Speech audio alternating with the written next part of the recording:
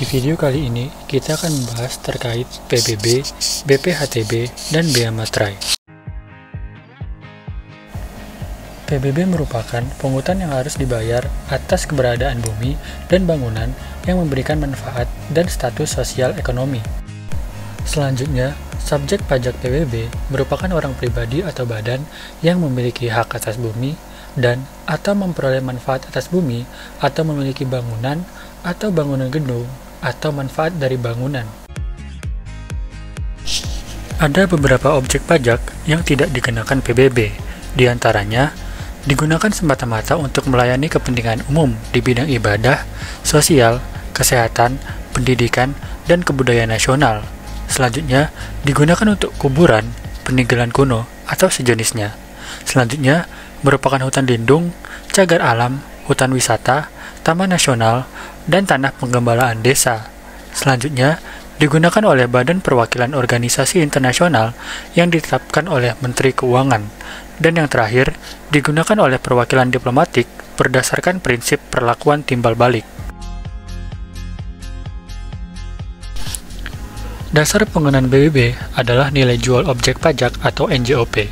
NJOP ditetapkan setiap 3 tahun sekali, kecuali untuk objek pajak tertentu yang dapat ditentukan setiap tahun sesuai dengan perkembangan daerah.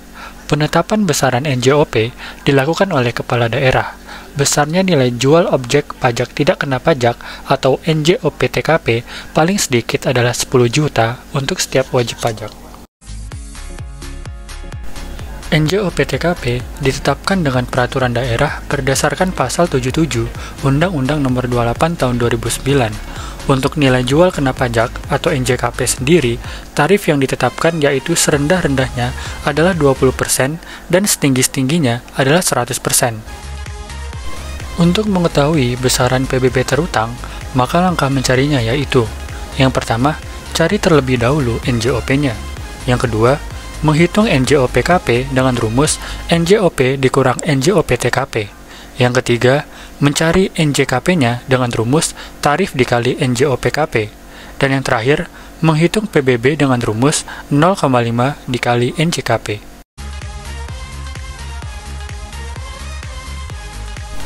Timbulnya keberatan PBB biasanya terjadi karena wajib pajak tidak sependapat dengan Fiskus atas isi SPPT atau SKP mengenai keluasan, klasifikasi bumi, dan bangunan. Jika wajib pajak berniat untuk mengajukan keberatan, maka harus memenuhi syarat formal berikut. Yang pertama, pengajuan dalam waktu 3 bulan, di keadaan terpaksa dapat lebih dari 3 bulan. Diajukan secara tertulis, diajukan KP Kepala KPPBB. Apabila dikuasakan, maka harus ada surat kuasa. Sementara syarat material yang harus dipenuhi yaitu 1 SPPT atau SKP 1 surat keberatan, kecuali yang kolektif melalui lurah atau kepala desa. Mengemukakan alasan yang jelas dan mencantumkan besar PBB menurut wajib pajak. Selanjutnya, kita masuk pada pembahasan Bea Perolehan Hak Atas Tanah dan Bangunan atau BPHTB. Berdasarkan pasal 1 angka 41 Undang-Undang Nomor 28 Tahun 2009 tentang pajak daerah dan retribusi daerah, BPHTB merupakan pajak atas perolehan hak atas tanah dan atau bangunan. Sementara itu, objek pajak BPHTB merupakan perolehan hak atas tanah dan atau bangunan. Pengecualian objek pajak dalam BPHTB yaitu perwakilan diplomatik, konsulat berdasarkan asas perlakuan timbal balik, negara untuk penyelenggaraan pemerintahan dan atau untuk pelaksanaan pembangunan guna kepentingan umum, badan atau perwakilan organisasi internasional, orang pribadi atau badan karena konversi hak atau karena perbuatan hukum lain dengan tidak adanya perubahan nama, orang pribadi atau badan karena wakaf, orang pribadi atau badan yang digunakan untuk kepentingan daerah. Berikut merupakan ketentuan terkait NPOP-TKP dalam BPHTB. Yang pertama, besarnya nilai NPOP-TKP ditetapkan sebesar 60 juta untuk setiap wajib pajak. Yang kedua, dalam hal NPOP hak karena waris atau hibah wasiat yang diterima orang pribadi yang masih dalam hal hubungan keluarga sedarah dalam garis keturunan lurus ataupun derajat ke atas atau 1 derajat ke bawah, NPOP-TKP ditetapkan sebesar 300 juta. Yang ketiga, NPOP-TKP Batam ditetapkan sebesar 70 juta berdasarkan Perda Nomor 1 Tahun 2011. Yang terakhir, NPOP-TKP Batam ditetapkan sebesar 350 juta dalam hal perolehan hak karena waris atau hibah wasiat yang diterima orang pribadi yang masih dalam hubungan keluarga, sedarah dalam garis keturunan lurus atau 1 derajat ke atas atau 1 derajat ke bawah dengan pemberi hibah wasiat termasuk suami atau istri.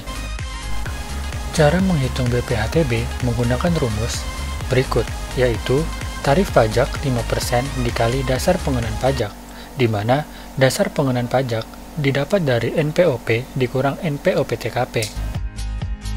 Terakhir, kita akan membahas terkait bea materai. Bea materai merupakan pajak atas surat-surat yang terutang sejak surat itu ditandatangani oleh pihak yang berkepentingan, atau surat itu dilengkapi atau diserahkan kepada pihak lain jika surat itu hanya dibuat oleh satu pihak. Objek dalam bea materai dikenakan atas dokumen yang dibuat sebagai alat untuk menjelaskan suatu peristiwa perdata dan dokumen yang digunakan sebagai alat bukti di pengadilan.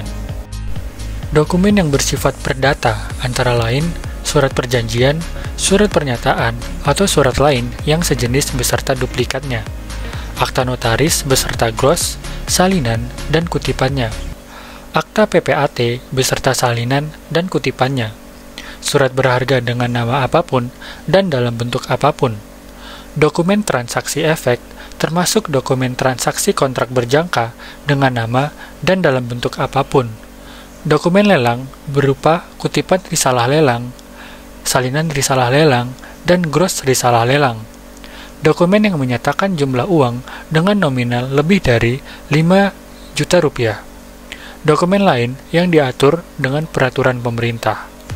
Pengecualian objek pajak bea materai yaitu, yang pertama, dokumen yang terkait lalu lintas orang dan barang, seperti surat penyimpanan barang, konosemen, surat angkutan penumpang dan barang, bukti untuk pengiriman dan penerimaan barang, surat pengiriman barang untuk dijual atas tanggungan pengirim, surat lainnya yang dapat dipersamakan. Yang kedua, skala bentuk ijazah.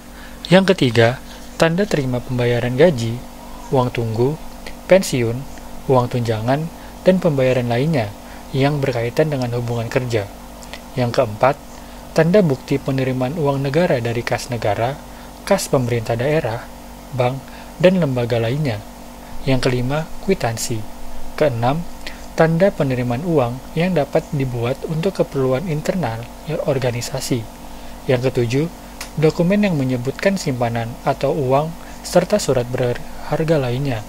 Yang ke-8, surat gadai.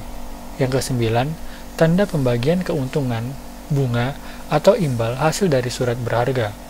Dan yang terakhir, dokumen yang diterbitkan oleh Bank Indonesia dalam rangka pelaksanaan kebijakan moneter.